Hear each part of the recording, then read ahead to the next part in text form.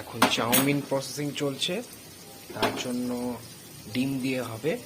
আর এই যে আলু ভাজা, আলু ভাজাগুলো সরু সরু করে কাটুনি কেন? বেশি আলু নেই, মোটা মোটা করে দিলে কিন্তু ভালো লাগবে না, কেটে কেটে দিতে হবে, নাহলে বিচ্ছিরি লাগে খেতে।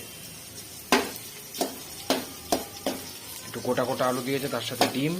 আর এই যে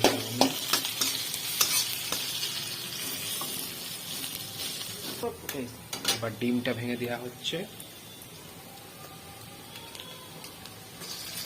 ডিম দিয়ে দিল, ডিম দিয়ে এবার নাড়াচাড়া হবে।